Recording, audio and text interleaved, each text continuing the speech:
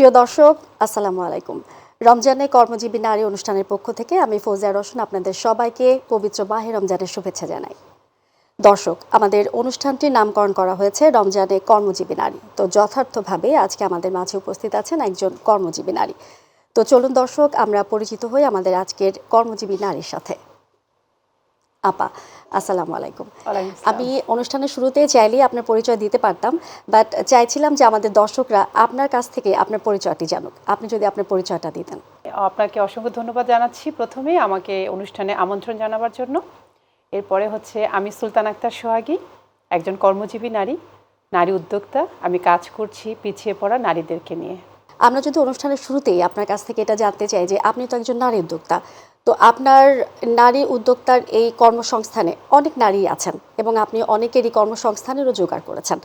তো সেই ক্ষেত্রে আপনি কখনো কি এরকম মনে করেছেন যে আমার এত কর্মব্যস্ততায় আমি কোথাও কোনো না কোনোভাবে একটু পিছিয়ে পড়েছি, কিংবা কোনোভাবে কি আমি এগিয়ে গেছি এদেরকে নিয়ে? কোনোভাবে মনে করেছেন কি এটা? আচ্ছা, আমি নিজে নারী এগিয়ে যেতে চাই, আমার সাথে নারীদেরকে নিয়ে এগিয়ে যেতে চাই। হ্যাঁ, কখনো কখনো মনে হয় যে আসলে এত কাজ করেও কখনো কখনো মনে হয় যে আমি কি আসলেই আমার লক্ষ্যে পৌঁছাতে পারবো বা পারছি, এটা ভাবি। মানে আপনার কাছে হ্যাঁ, প্রতিবন্ধকতা মাঝে মাঝে আমাকে একটু পিছিয়ে দিতে চায়, বাট আমি তখন নিজেকে আবার বোঝাই যে আমি এখানে নাও যেতে পারতাম, আমি আরও পিছনে থাকতে পারতাম, আমি যতটুকু এসেছি এটাও অনেক কিছু। আমি আশা রাখি যে আমি এবং আমার সাথে যারা আমি যাদেরকে নিয়ে কাজ করছি আমরা এগিয়ে যাব। আর লক্ষ্য বলে কোনো শব্দ আসলে নেই, আমি যতটাই যেতে পারি ততটাই হচ্ছে যাব, এবং ততটাই যাওয়া উচিত নারীদের। আপনি যতটা উদ্যমী হবেন, আপনার সাথে যারা আছে তারাই ততটা উদ্যম নিয়ে এগিয়ে যেতে পারবে। তো আপা, এখন তো চলছে রমজান মাস, তো রমজানের সব কিছুতেই কিছু না কিছু শিথিল থেকে যায়।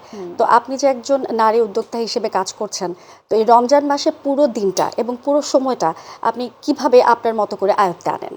আমি নিজের মতো করে গুছিয়ে তখন আমি আমার কাজে বের হই।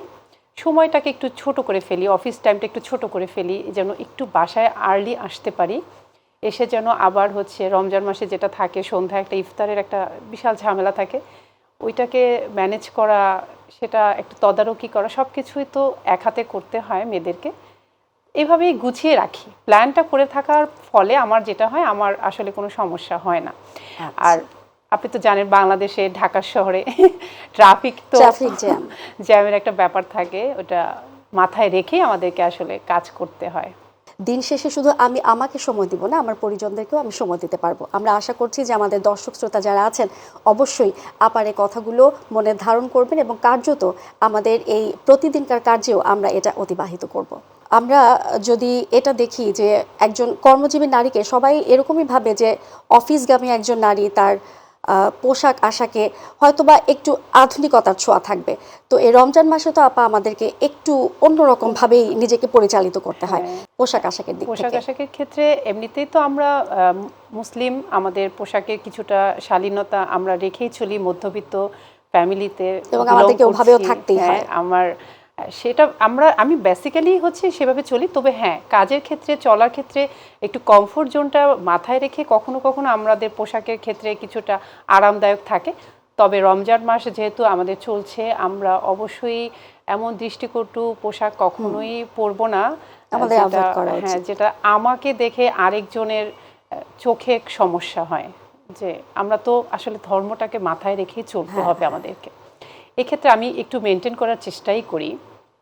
যেমন হচ্ছে সন্ধ্যার দিকে বা আজানটা পড়লে আমরা কিন্তু অটোমেটিক দেখবেন আমাদের মুসলমান মেয়েদের মাথায় কাপড়টা চলে আসে। এটা কিন্তু আমরা আসলে পারিবারিক থেকেই শিখেছি, এখন ওইটা আমরাও ফলো করি, চলে আসে। আবার পোশাকের ক্ষেত্রে শালীনতা বজায় রাখাটাই আমি আসলে অন্যের ক্ষেত্রেও প্রেফার করব এবং নিজের ক্ষেত্রেও প্রেফার করব। ঠিক আছে, তো আপার কাছ থেকে আমরা জানবো যে আপা পুরো দিনের এই খাদ্যাভ্যাসটা কিভাবে আয়োজন করেন?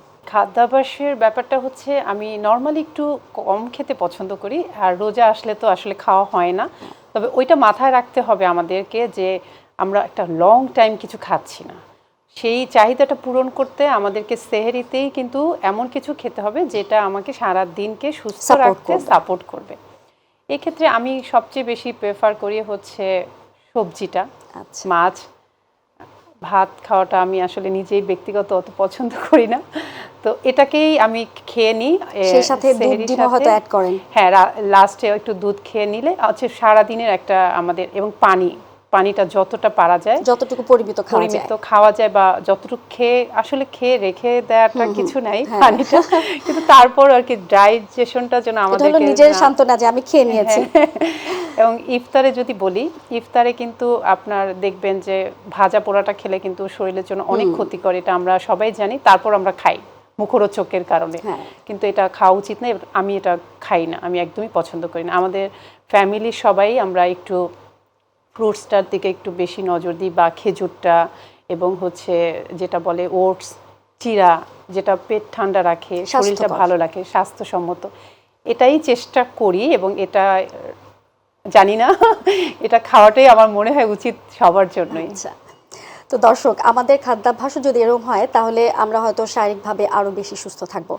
সারাদিন আমরা যখন রোজা রাখি, ইফতারের সময় আমরা যদি ভাজা পোড়া খাবারগুলোকে একটু অ্যাভয়েড করতে পারি তাহলে অবশ্যই আমরা সুস্থ থাকবো। কারণ ইফতারের পর আমাদের আবার লম্বা একটা খাবার বিরতি থাকে, এরপরে সেহরির সময়। তখনও যদি আমরা একটু মানে স্বাস্থ্যকর যে খাবারগুলো, যে খাবারটা খাওয়ার পরে আমি সারাদিন আমাকে সুস্থ রাখতে পারবো, ক্লান্তিময় আমি থাকবো না, তো আমরা মনে হয় এই খাদ্যাভ্যাসটাই যদি আমাদের মধ্যে আমরা নিয়ে নিতে পারি তাহলে আমাদের জন্যই ভালো।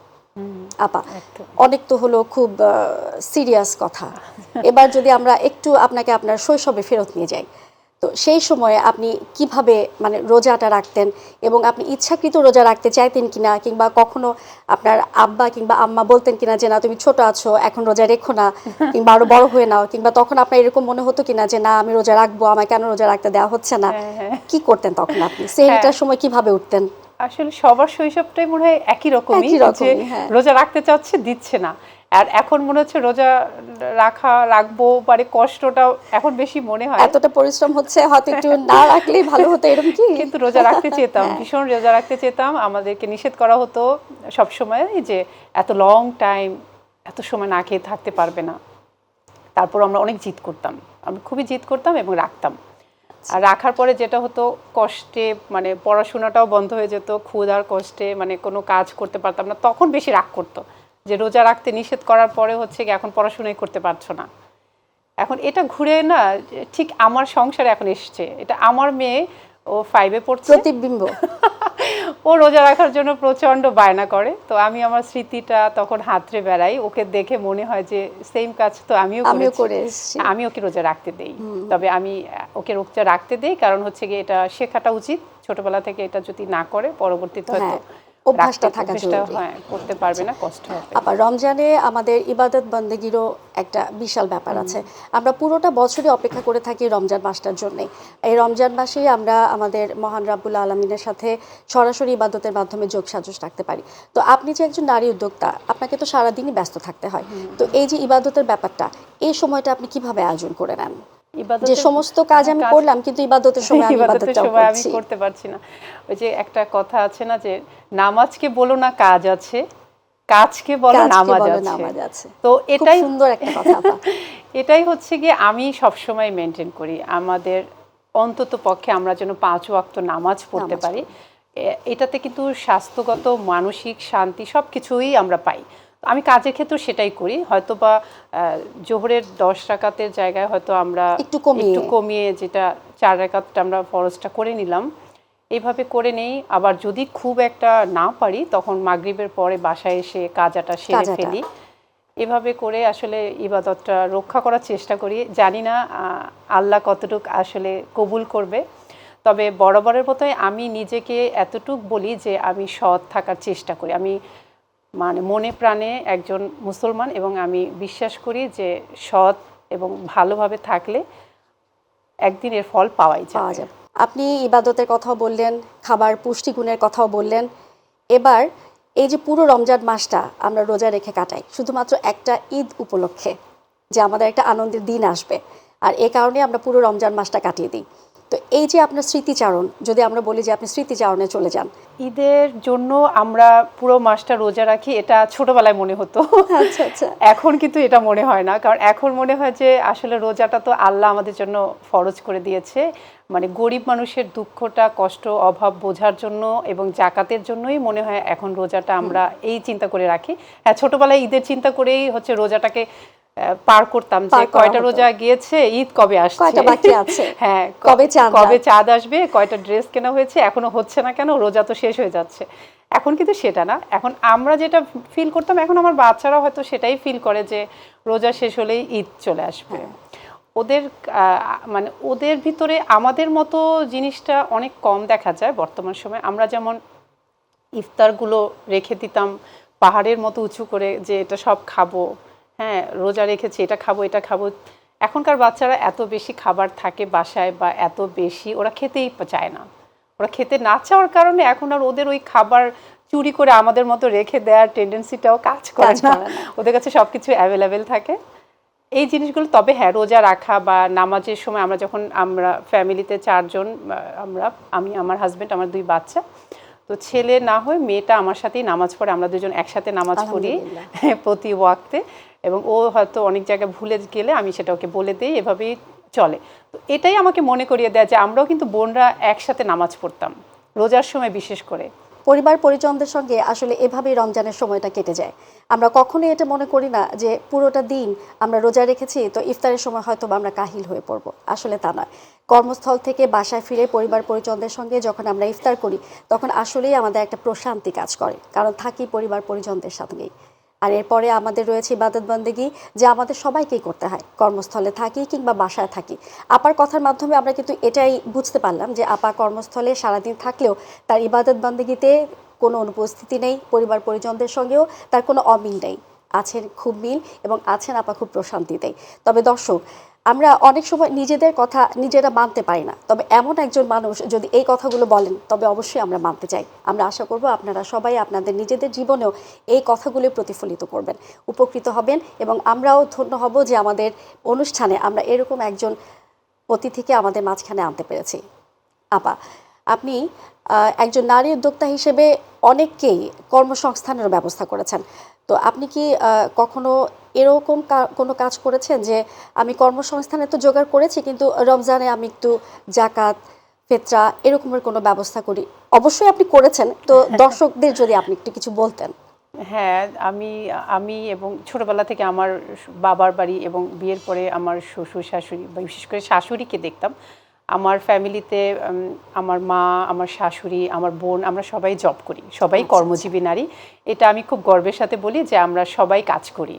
এই কারণে কিন্তু আপনি মেনটেনও করতে পেরেছেন যে কোন দিকে কোনটা করতে হবে, দেখে দেখে পজিটিভ আপনার জন্য এটা শিখে গিয়েছি যে হ্যাঁ, কিভাবে গুছিয়ে কাজ করলে না সময়টা নষ্ট হয় না, সময়টা নষ্ট হয়। আর জাকাতের কথা যদি বলি, আমরা আসলে জাকাত দেয়াটা তো আমাদের ধর্মেই আছে, জাকাতটা দেয়াই উচিত।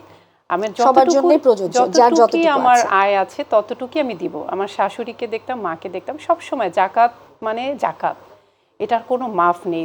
তারা সবসময় এটাকে একদম সঠিক নিয়মে, এখনকার যেটা হয় যে সঠিক নিয়মে দেয়া হয় না, অনেকটাই হয় লোক দেখানো। আমি সবার কথা বলছি না, কিছু কিছু ক্ষেত্রে। তবে আমি যেটা করি যে হ্যাঁ, এটা আমাকে একজনকে নির্দিষ্ট করে আমরা চেষ্টা করি যে হ্যাঁ, ওর ভবিষ্যৎটা যেন দাঁড়িয়ে যায়। ওকে এই পরিমাণ টাকা দিলে ও এই বছরে ও নিজেকে দাঁড় করিয়ে ফেলতে পারবে, সামনের বছর আমি আরেকজনকে মানে মার্ক করে তাকে হয়তো বা জাকাতটা দিব। এটা আমার কাছে মনে হয় ভালো। মানে আমি 10 জনকে শাড়ি লুঙ্গি না দিয়ে আমি একজনকে একটা টাকা দিলাম, সে হয়তো একটা রিক্সা কিনলো, সে হয়তো একটা দোকান করলো, তার একটা ব্যবস্থা করলো, তার একটা কর্মসংস্থান হলো, এটা দিয়ে তার পরিবারটা চলে গেল। জাকাতের অর্থই তো এটা, যে আমাদের বৈষম্যটা। আপনি আপনার এত ব্যস্ততম সময়ে তার মাঝখানেও আমাদের কাছে আপনি এসেছেন, আমাদের অনুষ্ঠানে এসেছেন, অনুষ্ঠানটিকে প্রাণবন্ত করেছেন, আপনাকে অসংখ্য ধন্যবাদ। আপনাকে ধন্যবাদ, মাই টিভিকে ধন্যবাদ আমাকে এত কিছু বলবার সুযোগ দেওয়ার জন্য। অনেক কথা থাকে বলতে চাই, মানুষকে বলা হয় না, মানে কিছু সময় সুযোগ হলে ফ্রি টাইমে এই যে আপনার সাথে গল্প করছি, ভাল লাগছে। মানে মনে হচ্ছে যে হ্যাঁ, এই কথাগুলো আসলে আমি অনেককে বলতে চাই, বা বলা হয় না। তখন অনেকে বলে যে এত কথা তুমি বলছো, আমি জানি না, আমিও তো জানি, মানে এরকম ব্যাপার। তো আমার কি ইচ্ছা বা আমি কি বলতে চাই সেটা বললাম আপনাদের মাধ্যমে আমাদের দর্শককে, আমার যারা আছেন সবাইকে ধন্যবাদ সবাইকে। দর্শক, জাকাত আদায় করতে হবে। জাকাত গরিব দুঃখীদের একটা হক। আমরা অবশ্যই সবাই জাকাত আদায় করব।